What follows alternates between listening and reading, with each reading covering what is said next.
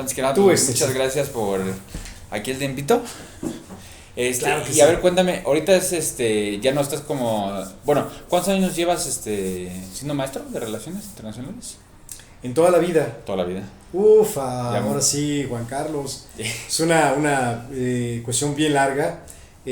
Más o menos inicié en el año de 1991 en la carrera, casi recién egresado. Entonces, cuéntale de ahí para acá, 1991 a 2001, 10 años. 4 años más que yo. Ok, 2001 a 2011 son 20 años. A 2021, 30 años. Después de ahí, el tiempo restante, 32. Pues, 32 exactamente. Con un detalle, fíjate que aquí en Querétaro prácticamente de los pocos ahora sí que quedamos que somos de los profesores especializados en el área de relaciones internacionales. Casi diría una frase de que como otros colegas que también, bueno, ya están activos en algunas otras escuelas, pero ya no nos hemos visto, de los pocos que somos en este mismo contexto, ¿no?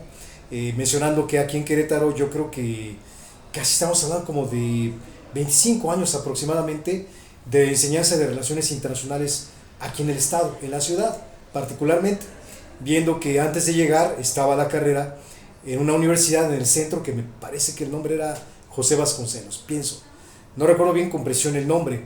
Después esa universidad cerró, en la UVM abrió la carrera, que es donde estuvimos 20 años prácticamente. Ajá. Y en paralelo el TEC de Monterrey, que así fue pues en su momento, ¿no? Sí. Al tiempo, pues hoy como estamos aquí, la Universidad de Anáhuac, después abrió la UAC y finalmente el UNITEC, que son los que están acá. Entonces, todo ese tiempo tenemos pues en la carrera.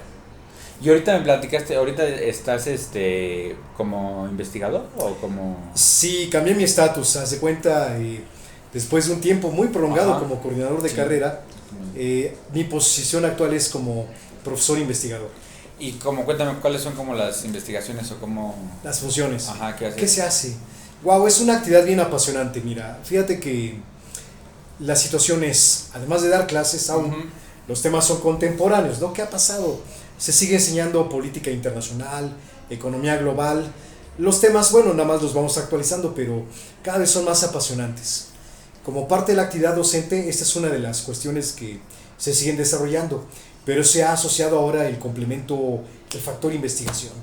¿Qué hay que hacer en este caso? Fíjate, la investigación es fundamental en todas las áreas profesionales, la medicina, las ingenierías, el derecho, el resto de las ciencias sociales, todas las disciplinas en lo general, pero en particular en el área de relaciones internacionales hay varias formas de ver la investigación. Es decir, por ejemplo, el caso personal que me especialicé en Asia, imagínate, y recordando China, Japón, Corea, y un tema de gran pasión como lo es Taiwán, me han llevado incluso a ese lugar a verlo varias veces y pues todo cambia. ¿Qué se hace con investigación? Mira, regularmente hay una área llamada difusión del pensamiento, le vamos a llamar, de mis opiniones, como por así decirlo, en la cual yo escribo artículos y los he publicado anteriormente en periódicos, en revistas actualmente. Ahora participo en la radio todos los viernes, entonces me pueden escuchar allí en RR Noticias 91.7 de FM a las 7:35, 40, para acabar como a las 7:50, 7:55 de la mañana, ¿no? Entonces lo que investigas tiene aplicación, es decir, tu opinión vale, difusión del pensamiento, porque lo que opines sobre Estados Unidos, Europa, la guerra, el futuro, la economía, las empresas, los gobiernos, las sociedades, nos alineamos. Entonces, sin que tenga que verse como decir, como líder de opinión, pero valga la modestia de toda esta circunstancia, tú puedes decir, bueno, pues mi pronóstico es en un tema contemporáneo, por decirlo así, la guerra Rusia-Ucrania, pues es un gran problema de seguridad internacional. Entonces, lo que yo investigo, lo comento, etcétera, pero es una línea, ¿no? Se difunde el pensamiento, se difunde, pues, opinión en un sentido de que investigo y opino, es lo que digo, ¿no? Tratando de crear público ad hoc sobre ese tipo de pensamiento. Segunda rama de investigación. Los temas recurrentes son tan interesantes que también son útiles para las empresas, los gobiernos, la academia, la política, en fin, todos toman decisiones. Entonces, un ejemplo ahora que me viene a la mente es el problema de la migración en un estado como Florida, en los Estados Unidos. En ese país, fíjate, Juan, que ahorita es el ambiente preelectoral. Conforme pasen los meses, octubre, noviembre de 2023, se va a ir encendiendo el panorama. ¿Qué hay en este lugar que es el estado de Florida? Gobierna Ronald DeSantis, conocido como Ron DeSantis. Estoy preparando investigación con el sentido de establecer pronóstico, ver cuestiones generales, qué puede suceder.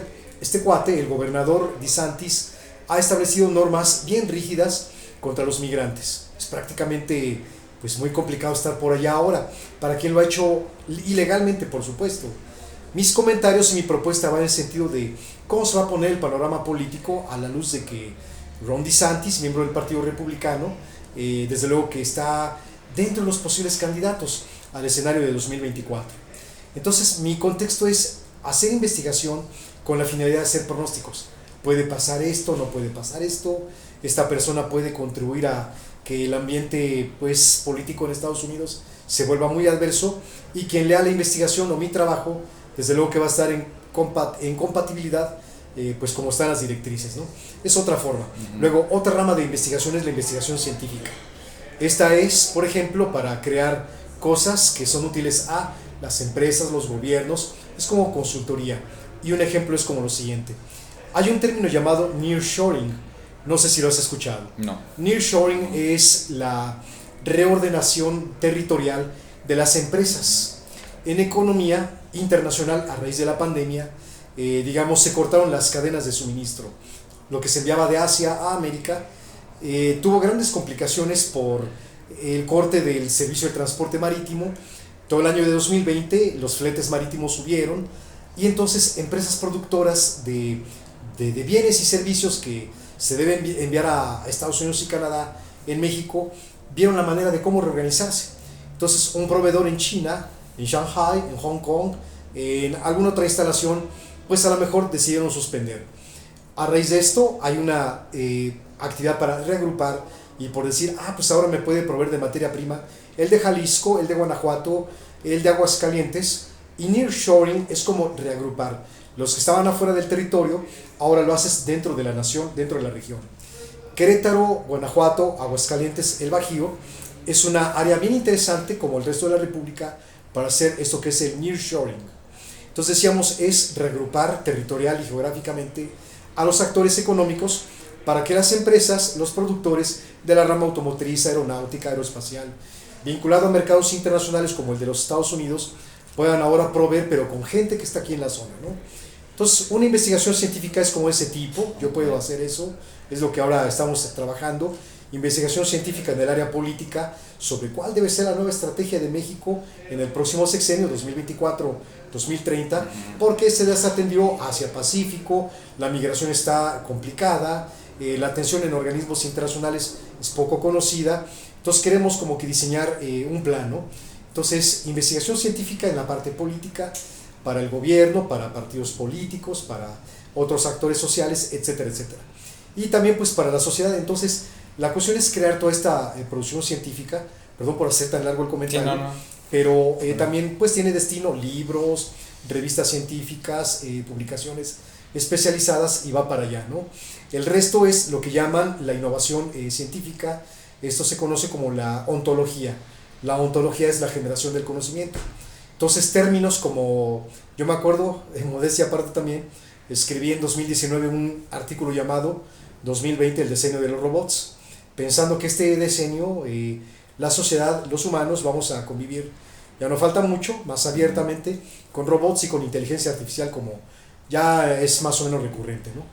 A lo mejor esto va a ser muy común en 4 años, a lo mejor más, pero yo pienso, ontológicamente, como es la generación del conocimiento, esta parte de investigación científica para crear cosas que aún no existen, es como decir, bueno, pues yo voy a hacer e-diplomacia o e-diplomacy, como alguna vez lo dije como profesor, y es que a lo mejor mis contrapartes o mis interlocutores van a ser a lo mejor un holograma de un representante de una organización no gubernamental de Liberia en África, interactuando en tiempo real para acordar sobre pues, algún tema X, ¿no?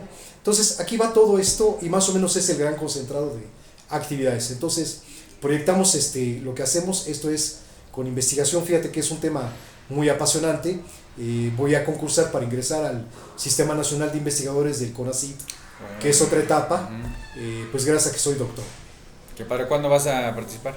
El año entrante, ¿El año entrante? 2024. No, Sí. qué padre.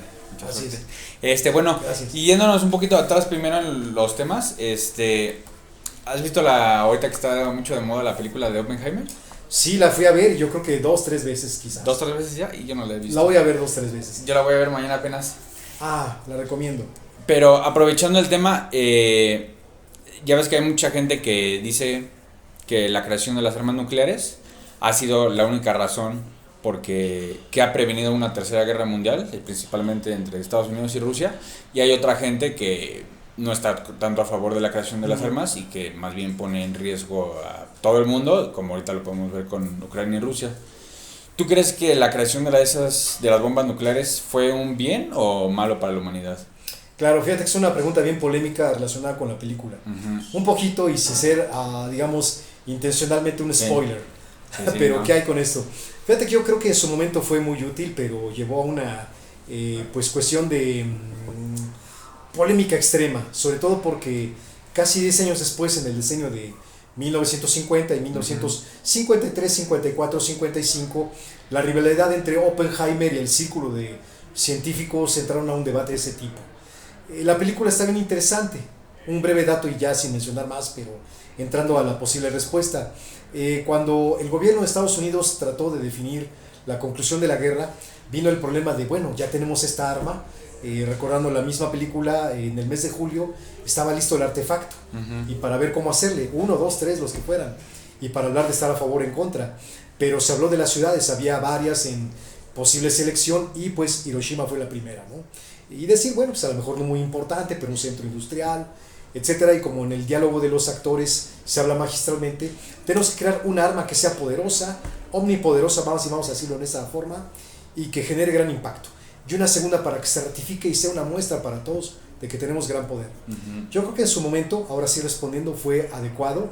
Lo que no nos esperábamos es de que justo, como es del conocimiento, pero también histórico, Estados Unidos, además de Alemania, que no logró concretar esto, pero Rusia sí, que estaba en carrera para también construir una bomba atómica, han sido los principales países que han ido orientando la proliferación.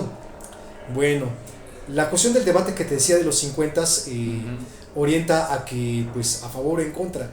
Sin embargo, yo creo que ya después del uso racional, vamos así a decirlo, pero demasiado adverso porque fue contra una población civil y demás detalles, es bien polémico, ¿no?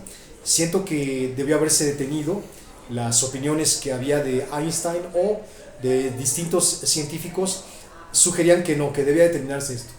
Desafortunadamente el término proliferación se hizo material, entonces empezó la competencia entre soviéticos y estadounidenses principalmente, y fue lo que nos llevó a una guerra fría con armas de ese tipo que empezaron a proliferar por doquier, ¿no?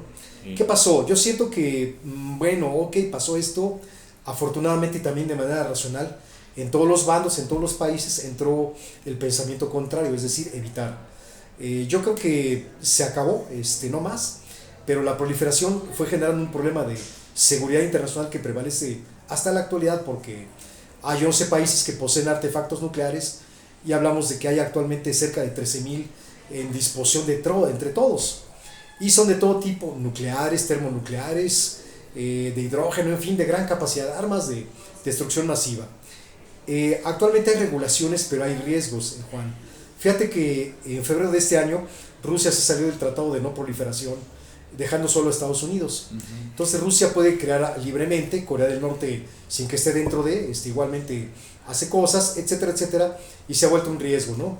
Entonces yo creo que está el problema, pero sabes, Juan, ahora hay armas que incluso pueden contemplarse como que dejan en obsolescencia a las armas nucleares. Ya tienen que ver con las armas robotizadas y de inteligencia artificial, vienen bien complicadas. Ya observo un poquito la ramificación de lo que hay. Entonces, este tipo de artefactos, bien, pues ya, digamos, su tiempo a lo mejor pasó, pero siguen siendo un riesgo porque son de destrucción masiva. En contra, por supuesto. Sí. Y ahorita digamos, con la situación actual, que empezó el de Rusia ya, que invadió Ucrania, fue el año pasado, ¿no? Sí, formalmente la guerra empezó en febrero de 2022. Febrero de 2022. Ahí, cuéntanos como, así sin Mucho detalle. Ajá, bueno, más bien... Más concreto. No, está bien que hables muy detalladamente, solo que como es este tema complicado, ¿cuál piensas que son las principales razones, por qué crees que ocurrió esa invasión? Sí, fíjate que ya viene lo siguiente. Volodymyr Zelensky yo creo que asumió riesgos que nunca los debe haber metido. Yo creo que la carta más fuerte que jugó fue la de tratar de meter a Ucrania a la OTAN. Uh-huh. Es complejísimo eso. Y es que cuando estudias el crecimiento de la OTAN después de la desintegración soviética, prácticamente, pues como regresando a la época de la Guerra Fría, mis palabras son, Estados Unidos cercó a sus principales competidores, en este caso la vieja Unión Soviética, con un cinturón militar a través de la OTAN, un cinturón militar de países, cada uno con distintas capacidades y recursos. Termina la Guerra Fría y entonces el crecimiento de la OTAN hacia el lado de Europa del Este hace ver que los ex aliados soviéticos o prorrusos ahora pues volteen la tortilla, ¿no? Uh-huh. O volteen el panorama.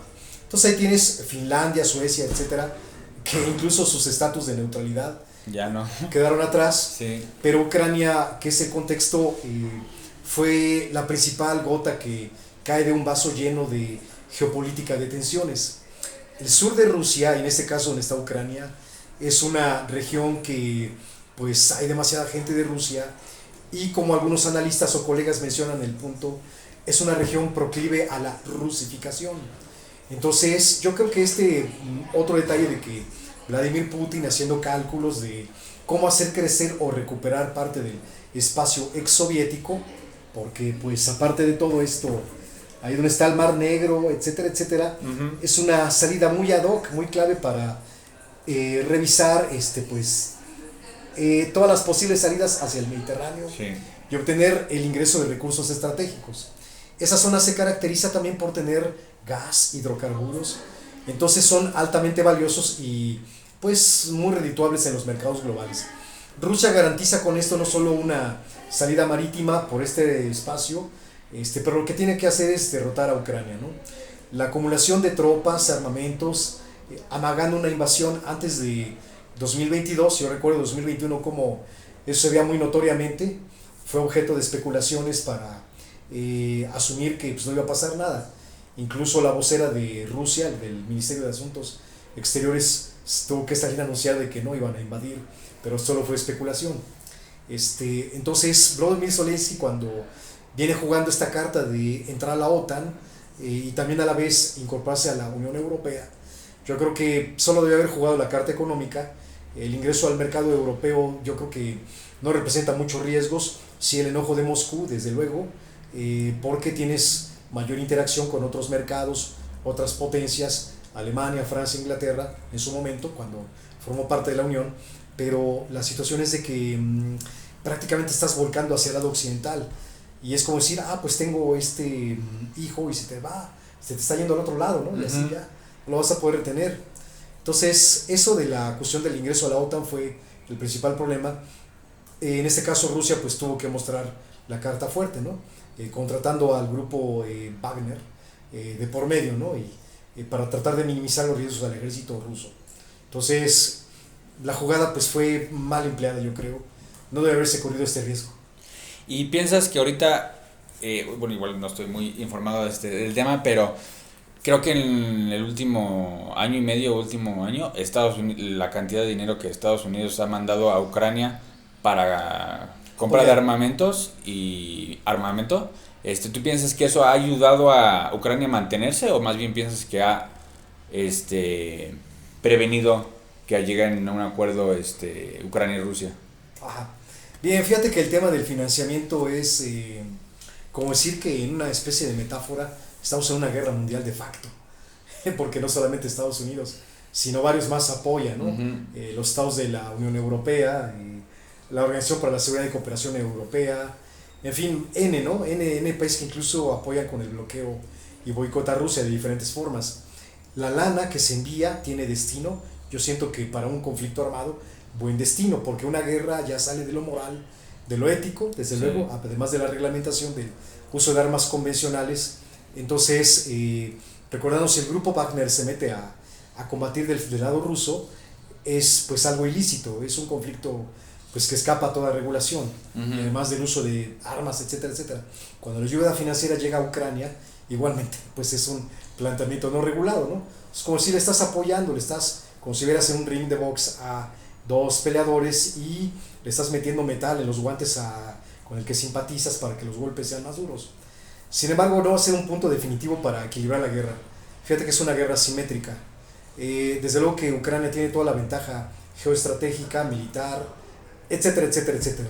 El apoyo occidental es bueno, el de Estados Unidos, etcétera, la lana, los armamentos, pero es un tipo de ayuda y apoyo que pues, no va a perdurar en el largo plazo. La ventaja que tiene es de que en todo esto, Ucrania con esta recepción de ayudas, es de que a lo mejor les dura el resto de 2024, parte de 2020, no, perdón, el resto de 2023, parte de 2024, pero el futuro es hasta cuánto tiempo se va a poder resistir.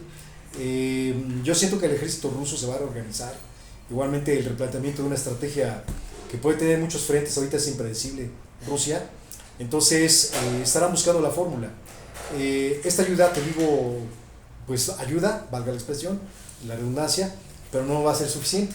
Entonces es como decir, permanentemente le tienen que estar metiendo Estados Unidos, Europa, etcétera, pero Rusia también va a cuestionar, oye, pues mira cómo te estás metiendo, etcétera, y así. Entonces es una guerra que puede perdurar mucho, pero va a ser de desgaste y yo creo que Ucrania efectivamente va a gastar todos esos cartuchos y de repente es como ver la presa que gasta todo, su energía, y de repente se va la fiera sobre ella. Algo así como que se ve. Y, por ejemplo, ¿cuál crees que sea la posible solución? O sea, ya cuando se resuelva la guerra, ¿cuáles son como los resultados que ves, que los más probables? Porque igual, como lo que muchos están diciendo es que Rusia no se va a rendir sin ganar las ciudades ahí estratégicas que quiere de Ucrania, o todo Ucrania, ¿no? ¿Cuál crees que son, a qué solución van a llegar ahí? Si como derrota a todos lados de Ucrania, o crees que puedan llegar ahí a un acuerdo? Sí, mira, yo siento lo siguiente, estoy observando esto que está pasando. Al parecer la OTAN, Estados Unidos, los principales países de soporte, instituciones, parece que están abandonando. Tengo esa impresión, en el sentido de que las últimas reuniones, las declaraciones para que Volodymyr Zelensky obtenga el sí de la OTAN han sido muy vacilantes de parte de la OTAN. Sí. Algo así como de que nos vemos después, ya cuando sean miembros, ahora sí vemos qué onda. Pero parece que están llegando por vía secreta con acuerdos con Rusia, porque pues, me refiero a los gringos, porque pues es una guerra de gran desgaste. Entonces, el poder político en Rusia tiene una renovación el año entrante, 2024, pero va a ser simbólico, pero sí, pues de alguna forma ya Vladimir Putin tiene asegurado la continuidad, ¿no? Y un cambio en el poder político en Estados Unidos, yo creo que tiene que ver con la señal, el interés. Seguramente los republicanos y los radicales tendrán mayor instancia de ver cómo seguir manteniendo frenada a Rusia, eventual influencia, etcétera. Pero yendo sobre el tema del conflicto y metiendo los factores, siento que en el largo plazo Ucrania pues no va a aguantar. Desafortunadamente, y sin que se hable de una situación ya así definitiva a priori, a posteriori incluso, Ucrania tiene que pactar o ir pactando un plan B. Un abandono dejaría prácticamente en ciernes al país. Entonces el escenario que yo visualizo es: voy a crear solamente uno, condiciones de rendición implementadas e impuestas por Rusia, cesión del territorio de ciertas ciudades y áreas estratégicas, incluido todo pues lo que concierne a la península de Crimea, pues ya está en poder de ellos.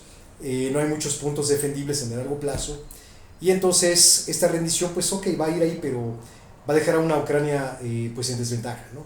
¿Qué vendrá después? Yo no descarto una consecuencia de continuar con un incremento de la influencia rusa en el territorio ucraniano, que de alguna forma te decía ya existe, y que vayan haciendo una especie de estrategia de soft power para seguir rusificando el territorio.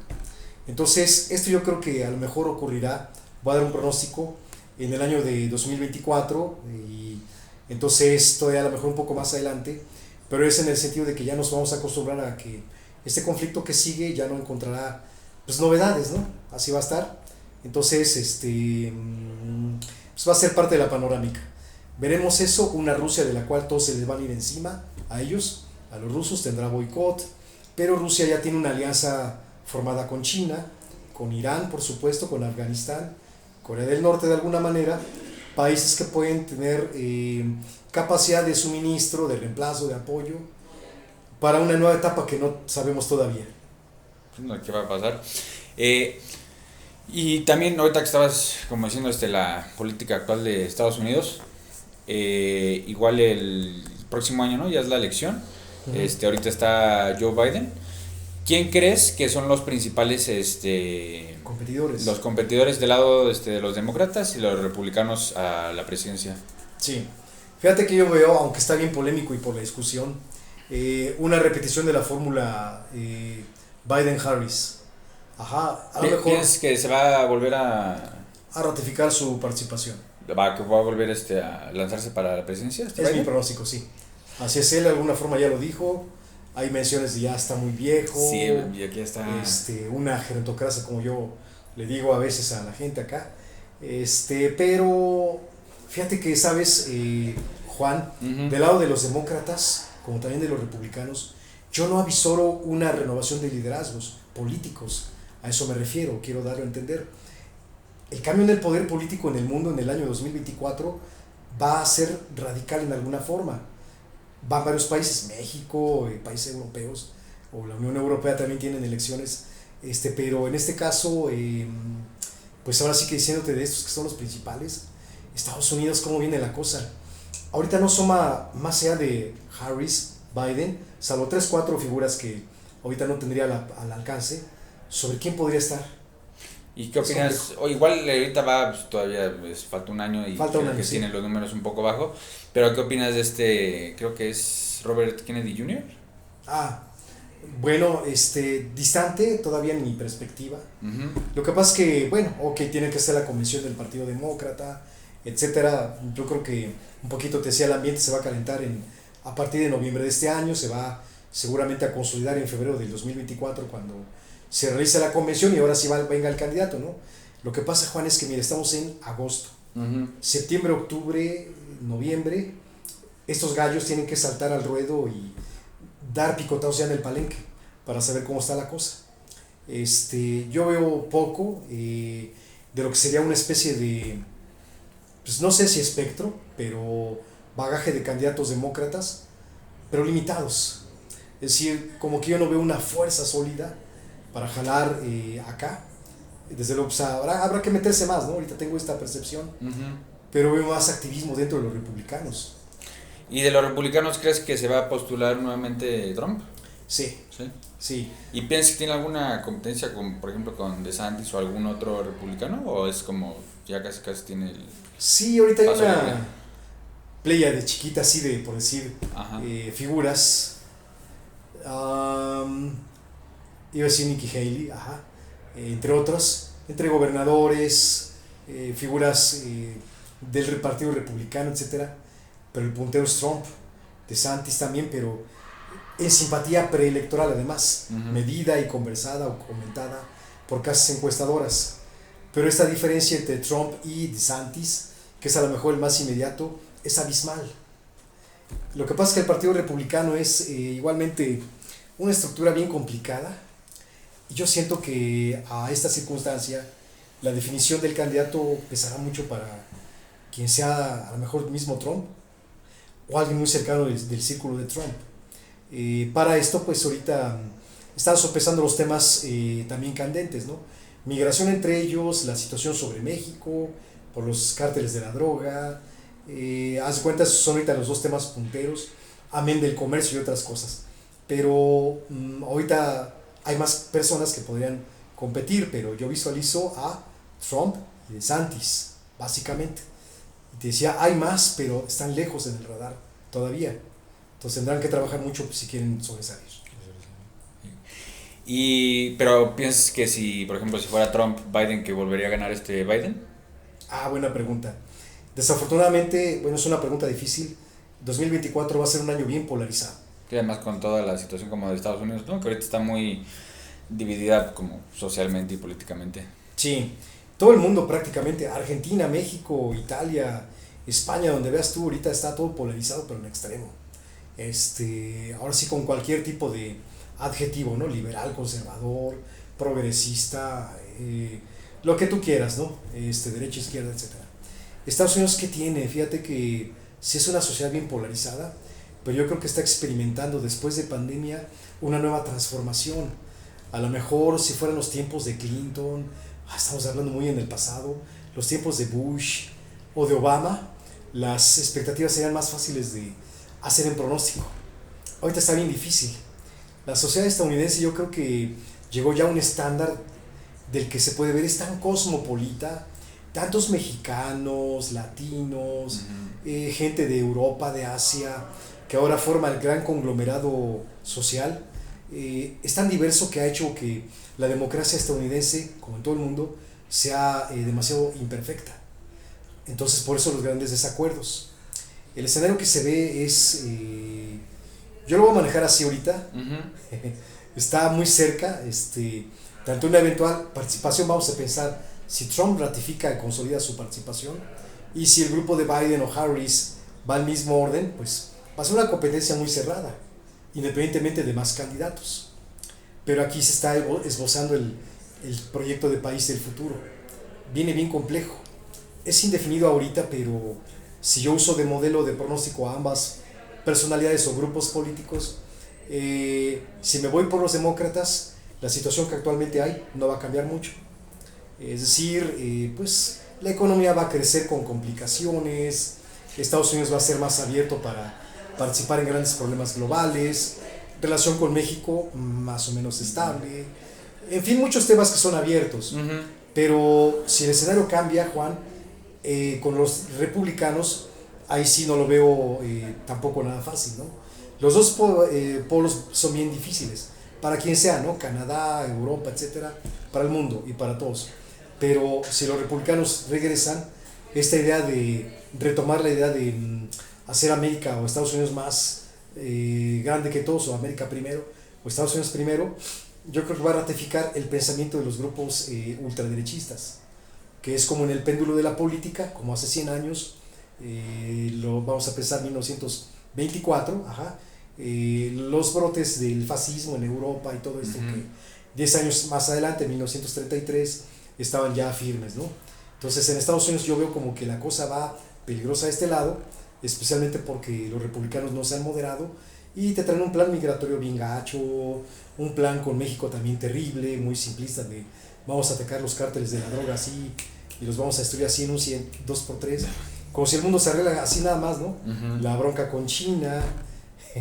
Entonces, tantas cosas sí son bien complejas.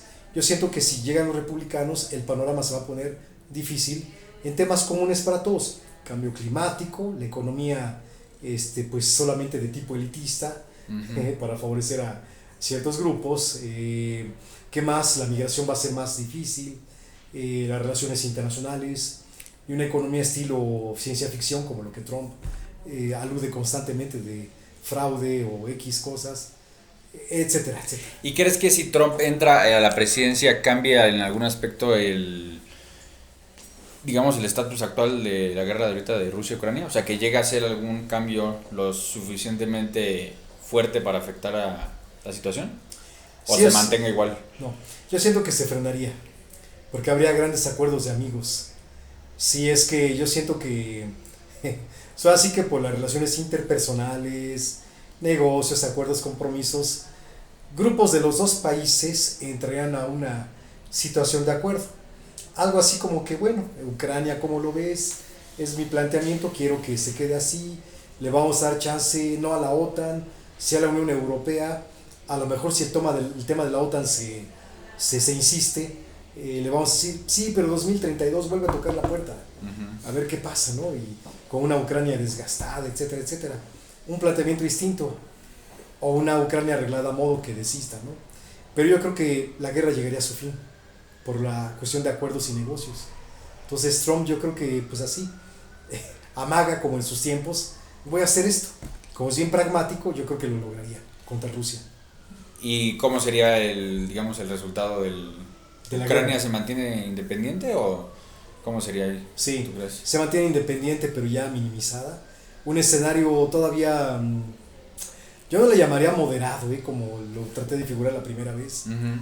pero era una Ucrania, además de debilitada, sumisa a las circunstancias, donde el mismísimo Trump o su grupo, los republicanos, ya sin interés en la OTAN, o sea, como recordando, ¿no? De que desdeñaba participar allí, etcétera, etcétera, porque no era como de gran compromiso, decía, pues ahí se quedan. Entonces como es que se vería una Ucrania huérfana. Ahora, ¿para dónde giro? Entonces como Sí. que quedaría a sus huestes, a la expectativa. Entonces yo creo que no habría margen para moverse mucho. Entonces una guerra igual con resultado asimétrico, una Ucrania igual en desventaja, pero ya con pactos, todavía más debilitada y además sin posibilidades de encontrar aliados. O sea, Estados Unidos es clave ahorita, pero Estados Unidos con el Partido Republicano al frente, yo creo que no habría mucho interés. Y ahorita que está pasando toda la situación de Rusia y Ucrania, y tú como dijiste que tu expedición es un poquito más del lado de Asia, eh, pensando como los chinos ahorita que están viendo toda la situación de Rusia y Ucrania, y sí vieron como una respuesta del mundo, digamos, cierta de apoyo económico a Ucrania, pero no hubo una respuesta, Contundente, ajá, una contundente, ni respuesta bélica, ni nada como dices, ¿no? Contundente. efectivo, sí. ¿Tú qué crees que ahorita China,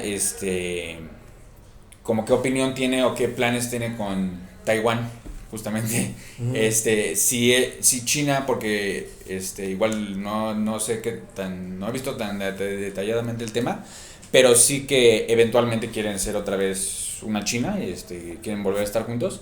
Entonces, ¿tú ves en un futuro la invasión de China a Taiwán como lo hizo Rusia a Ucrania? Bien, es un tema muy interesante, muy polémico. De hecho, ahora que estuve en Taiwán, se cuenta mucho con los colegas. ¿Cuándo fuiste? Estuve en enero, de enero a marzo, ¿De este año? en Ah, 2023. ok. Sí, viví la situación así, yo creo que es geopolítica intensa. Ujú. Es terrible. ¿Qué te puedo decir? Mira, juega mucho la psicología de masas. En la isla, el país prácticamente, yo lo voy a llamar así un país, Ujú. es un país de facto. Sí. Territorio, población, gobierno, moneda, etcétera, etcétera. Y ya tiene más de 50 años que está distante de China, del gobierno de la República Popular, ¿no? Pues, ¿qué ha pasado? Se ha ido por la libre, entonces Taiwán es, pues sí, un país de facto, te digo. ¿Cómo está el panorama contemporáneo yendo a la situación de este tema de invasión o no invasión? Fíjate que la invasión es un tema permanente. Cuando estuve la primera vez en 2017, Ujú. se decía lo mismo. Ahora que estuve en 2023, a lo mejor con mayor intensidad o Sí. por el tipo de mensajes que se cuelan a los medios. Entonces iba con mis colegas caminando en las calles y después de estar revisando noticieros, escuchando igualmente la televisión, viendo programas, etcétera, haz de cuenta que llegamos a una conclusión de tanto que te bombardean, llegas a ver el edificio y dices, ¿a qué horas van a ver a volar este edificio, no? ¿Es un banco, un edificio histórico? Ajá. No. O sea, la situación de la guerra fue expuesta por los colegas en Taiwán como un hecho inviable. Me lo dijo otro colega en 2017 también, en el sentido de que tanto China como Taiwán, si son vistos como dos países distintos, son sumamente interdependientes. Se especula y se habla de cómo uno va a dejar al otro para que queden vulnerables, pero pues los dos tienen grandes fortalezas. Si China invade Taiwán, yo creo que le va a costar mucho militarmente y además sería de un altísimo costo. Una China con el rostro que hemos visto estos años, pacífica, tranquila, etcétera, lo perdería todo eso en un episodio de este tipo, aunque esté muy justificado. Ujú. Así como pasó en Hong Kong, las protestas que fueron aplastadas, Sí. pero lo que pasa es que la gente en Taiwán piensa esto, hay una división tanto en partido, sociedad, economía, etcétera, y está así la situación. Gente de tu generación, digamos, y de lo que concierne a la brecha de edades, no están familiarizados con lo que hay de China, ¿no? Invasión, Mao, Xi Jinping, Hu Jintao, los distintos líderes. Pues muy bien, pues es su rollo, ¿no? Ujú. China continental, China aparte, etcétera, etcétera, muy bien. Pero ¿sabes qué? Taiwán es Taipei, Taiwán es un país occidental. Taiwán tiene relaciones no diplomáticas, pero bien fuertes con Japón, con Malasia, con Indonesia, en la Asociación de Naciones del Sudeste Asiático. Tiene oficinas que prácticamente funcionan como embajadas, las oficinas de representación de Taipei en el mundo, y que no lo son de facto, ¿no? Pero es como si fueran el equivalente a una embajada, igual en México.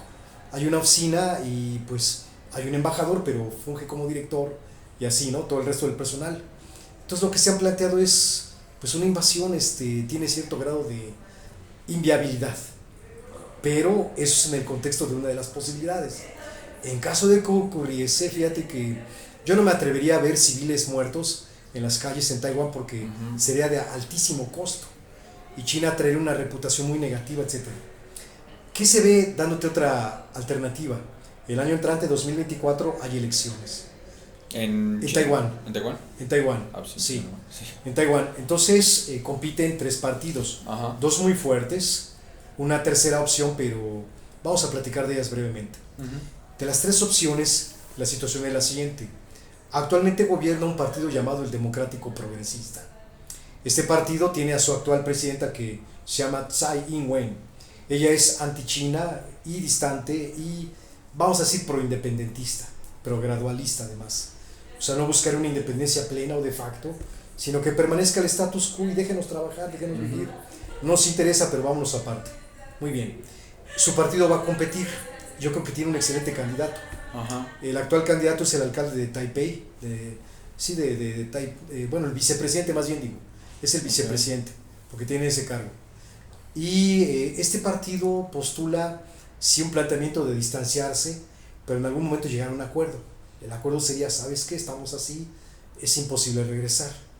Es como si fuera una familia, se das cuenta, la mamá se separó y se fue ya años, formó familia con alguien más, pero no hubo un divorcio.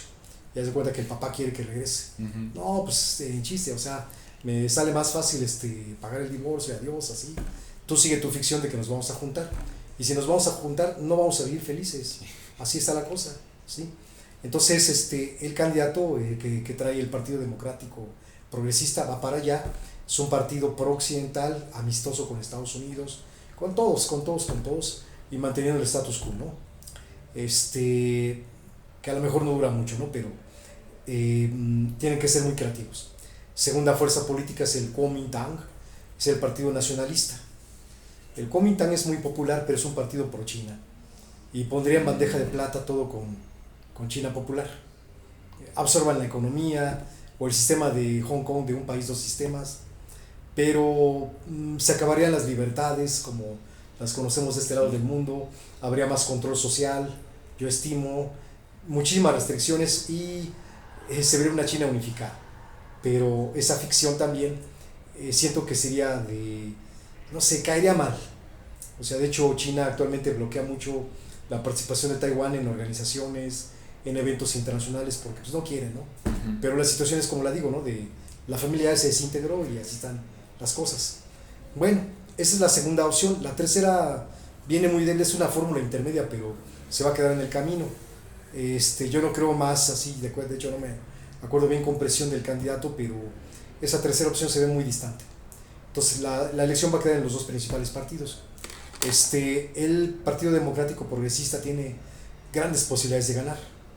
Una invasión militar, Juan, en síntesis, no sería viable, pero yo siento que sí sería un control de Taiwán a través de, regreso a la primera parte de la discusión, a través de la inteligencia artificial y de la guerra cibernética.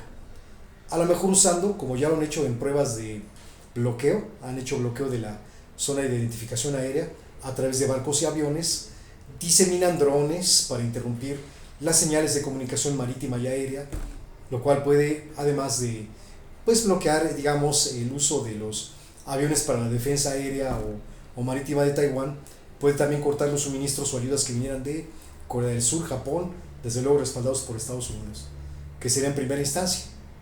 El conflicto no tendría un costo así, yo siento que sería cibernético, y entonces someter a Taiwán de esa forma sería más viable, a menor costo, pero con una instancia política muy muy fuerte, gran desprestigio, pero sería para China popular la mejor forma de tomar Taiwán. Pero ellos tienen que tomar la decisión. Y cierro así, yo creo que en Taiwán la gente no lo aceptaría.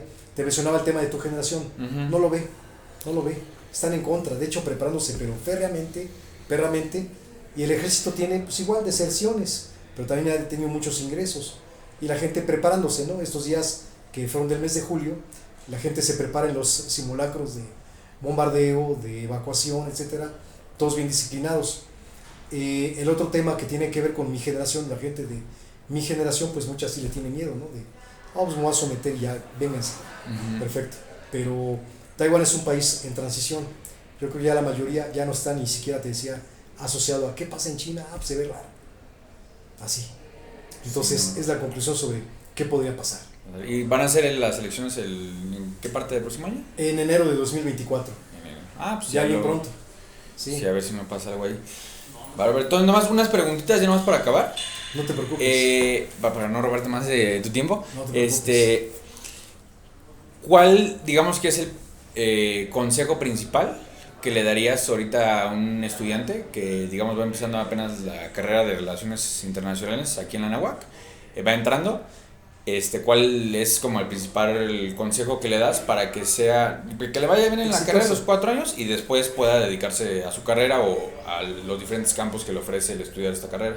Claro, tiene que tener varias herramientas. El contexto actual no es fácil, pero vamos a poner aquí en el ámbito del campus. Yo creo que primero, independientemente de con quien te toque un grupo de 30, de 20, de 15, 50, lo que sea, el consejo es échale ganas desde el principio.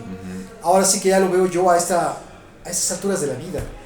¿Qué me hubiera dicho yo? Que es la misma pregunta que tú haces si mi yo de esta edad tuviera una entrevista con el yo de esa época. Yo diría, híjoles, fíjate cómo viene, lo voy a poner con este parangón para comparar y dar el consejo. Yo me diría a mí mismo, con el potencial que salí del nivel bachillerato, yo lo podría, igual modestia y sobre vanidad aparte, decir como que yo me sentía bien competitivo, haciendo análisis, textos escritos, formulando comentarios, situaciones. A lo mejor no estaba listo para los debates, al tiempo sí, desde luego para muchas otras cosas también, pero mis principales herramientas eran, además de esto, hablar un idioma como el francés, como lengua extranjera en primera instancia. Desde luego que el inglés también, pero era otro contexto. Sí. Consejo, si alguien te dice, si te gusta el servicio exterior, desde el principio métete, no voltees, pasen los que pasen, no te distraigas. Tú de directo, tu mente es esa, con fuerza, con así loco, ¿no? Métete, como nuestro colega Charlie, seguramente te acordarás, Sí. que acaba de ingresar al servicio exterior. Métete, aunque sufras, pases hambre, carezcas de recursos, apoyos, te caigas, 1, 2, 3, no importa, levántate. Mi consejo a mí yo, que sería en este caso para ahora recién ingresado, hazlo así, no te vas a arrepentir. De hecho, no tengas miedo, cualquier frontera que estés a punto de cruzar, tanto geográfica como de experiencias de la vida, pásalas. Todas te van a enseñar las buenas y las malas. Corta aquellas relaciones que tú digas no. Sobre todo dando el consejo de, si de repente emergen en el curso del en el camino, gente que te diga, no sirve esta carrera, o ya los lugares están dados en el servicio exterior, no les hagas caso. Tú sigue, tú sigue, tú sigue. A mí me hubiera gustado tener un tutor que me hubiera dicho eso, porque de repente a la mitad yo me sentí perdido y necesité de alguien, pero ya llegó tarde. Pero igual el camino retomado, no me arrepiento, me ha traído hasta acá. Entonces hay que hacer eso, comerse el mundo, leer, trabajar, estudiar, los idiomas meterse, aunque sea de hobby, inglés, francés, chino, coreano, el que tú quieras, porque te va a llevar al extranjero tarde o temprano de la manera que no te imagines. Y atrévete a soñar, porque pues ahora sí, como que te decía la meta, ¿no? El servicio exterior, no pierdas la fe, nunca, nunca, nunca, nunca. Consejos para que te vaya bien. Yo diría, júntate con los profes, platica, cómo hacerle, qué hago, qué aprovecho, qué no tomar. Esto es suficiente, esto es insuficiente. Esta beca, ¿le entro, no le entro? No tengo tiempo, me voy un año, descanso un semestre. Escucha consejos, es importante. Y desde luego obtén el grado, titúlate. El mundo está lleno de oportunidades y ahorita que estoy revisando unas cosas me doy cuenta de cómo se han diversificado los empleadores de nuestra carrera en temas de seguridad, medio ambiente, nuevas organizaciones no gubernamentales, sistema de Naciones Unidas, banca, atención a los grupos menos favorecidos. Los tiempos cambian, ¿no? Entonces, igualmente por acá se mueven muchas cosas. Si digamos el objetivo principal no se cumple, hay acá oportunidades, ¿ves? Entonces son los consejos, hay que escucharlos y quizás a la mitad de la carrera encontrar algo práctico para que vayas haciendo tus pininos. Son los consejos principales. Sí, no, Tanto rollo. Muy buenos consejos. Ahora, ya nomás, últimas 3 preguntitas. No te Que preocupes. estas hacemos igual en todos los episodios. Son un poquito fuera de tema, pero es como para ver como tu opinión. Sí. La primera es, ¿qué crees que pasa o te pasa o nos pase cuando nos morimos? Ya cuando dejamos de vivir. Es una pregunta Entonces, incluso como hasta de metafísica. Sí, es como ya más Mira, personal. Sí, por ejemplo, yo he visto la experiencia de mi familia. Uh-huh. Ya murieron mis padres, una hermana, bueno, 2 hermanos, pero la más reciente hace como 4 o 5 años, no me acuerdo ya con precisión. Yo siento que dejas de existir en cuerpo. Presencial, por supuesto, material, pero tus ideas, tu pensamiento, tu obra, por así decirlo, prevalece. Yo recuerdo que una vez me dijeron cuando falleció mi papá, ya al final del sepelio, pues, decían mis primos, se murió mi tío, pero ¿sabes qué? Está presente en mí porque gracias a él aprendí mecánica Uh-huh. o electricidad. Entonces era un perfil de que la vida perdura, pero de una forma diferente. Yo creo que de manera religiosa y sincrética y lo que concierne a los ritos y todo esto, efectivamente el acordarte de uno a través de una oración, la iglesia, tu epitafio, la tumba, la visita al panteón, es como te mantiene presente siempre, ¿no? Cuando nos morimos yo creo que, vaya pregunta qué rara que la hagas, pero igual toco madera. Es de pensar unas cosas acá, son peligrosas, entonces yo creo que la obra de uno perdura, entonces te vas, pero tu obra perdura materialmente aquí en la tierra, como a mí me ha pasado con mis maestros que ya también fallecieron, pues te queda el recuerdo, esta aportación, todo ese trabajo, qué bueno que le hice caso, o qué mala onda que se enfermó, o qué triste, o qué importante que hasta el final de la vida, a lo mejor 6, 7 años antes, pude descubrir que era una persona como cualquiera de todos nosotros y podemos platicar a todo dar. Pues yo pienso que hay eso. Entonces, pues es una transformación, hablando de la muerte. Y la otra pregunta, ¿crees que además de nosotros los humanos existe alguno otros seres vivos en otro planeta? O en... Vea pregunta. Eres como la cuarta, quinta persona que me hace esa pregunta. Sí. Y ¿Cómo además, lo veo? además ¿no viste hace como 2 semanas hubo unas conferencias, bueno, no es conferencias, Sobre ovnis y todo eso. ajá, en Estados Unidos que tuvieron una, no sé cómo le llaman, plática, ¿no? De que estaban 3 testigos y estaban platicando justamente de que unas evidencias que vieron igual de grabación y cosas, pero la mayoría de las evidencias pues no las pudieron sacar al público todavía. Pero retomando la pregunta, ¿cuál piensas que? ¿Cuál sea la situación? Ajá. Mira, Tú personalmente, no necesariamente sí, sí o sí, no, sino como personalmente, ¿qué crees? que haya. No, mira, yo pienso que sí. Pero ¿cómo lo vemos, no? Cuando fui adolescente leía revistas sobre el tema y me maravillaba, ¿no? Pero hasta volteaba al cielo y así. Pero todo quedó en reserva, ¿no? Sobre información oficial o no oficial, mitos, etcétera. Pero yo recuerdo haber visto cosas, lo que llaman hoy ovnis. ¿Tú los habías visto de joven en el cielo o cómo? Sí, de adolescente, haz de cuenta, subido a la azotea o en la noche igualmente viendo pues estrellas, ¿no? Y pensando, ¿no? ¿Por qué se mueven aquí? Digo, no, pues a lo mejor no es algo así como las estrellas, ¿no? Pero de repente así viendo, ¿no? El cielo, ¿no? A la 1 de la tarde, no sé. A lo mejor te voy a hablar un escenario de mi vida, Así sí. del pasado. Te voy a hablar de a lo mejor 1978 en una azotea, 1977 subido con los vecinos, ¿no? Ahí viendo Ajá. cosas, conviviendo, haciendo reparaciones en el tinaco, etcétera, mientras alguien estaba arreglando y yo pasando las herramientas y pues viendo, ¿no? Y así a lo mejor de la figuración o de estar bien, ¿cómo diríamos esta palabra? Sugestionado. A lo mejor sugestionado, pero recuerdo que vi así, ¿no? Puntito y así, qué raro. ¿Viste, pero puntito como negro o qué viste? A lo mejor plateado. ¿Plateado? Sí, y así viendo, ¿no? Se mueve, no es un avión. Qué raro, ¿no? Y a lo mejor un efecto óptico, no sé, ¿no? Pero Ajá. juro que vi también de noche y así, ¿no? Es que raro, como películas de las que son con esos temas, el que mucha gente dice haber visto, ¿no? Que hay con vida extraterrestre y así. Yo pienso que sí, quizás son de una forma diferente a la humana. La ciencia ficción apunta a que pues pueden pasar muchas cosas, ¿no? Invasión, aparición súbita, etcétera. Pero yo veo formas, o más bien pienso que hay formas de vida, a lo mejor microscópicas, microorganismos. Inteligencias, no lo descarto, a lo mejor muy lejos, y en algún momento se puede dar de manera natural. En una opinión exagerada, lo voy a llamar así ahorita, yo creo que puede aparecer en cualquier momento, 2026, 2030, 2028, de una forma ya, pues vamos a decir oficial, ¿no? Uh-huh. Yo creo que hay una efervescencia ahorita en Estados Unidos sobre el tema, porque sin que sea como cuando uno atiende la comunicación política a la agenda, de repente el tema ahí está, ¿no? Y ves eso, pero nada más es un acontecimiento gringo. Y dices, ¿por qué no pasa en África? Sí, ¿Por qué no hay una mención de acá? Parece que el mundo nada más es del lado occidental, ¿no? Entonces yo pienso que a lo mejor ellos, como han estado, pues quizás dejando escapar ciertas ansias, estrés, atraer la atención, pues han hablado abiertamente de eso, ¿no? Entonces yo no descarto que en algún momento aparezca como que tal lluvia de repente trajo una bacteria del espacio. Ay, está viva y es un virus o es algo que crea vida, no sé, X.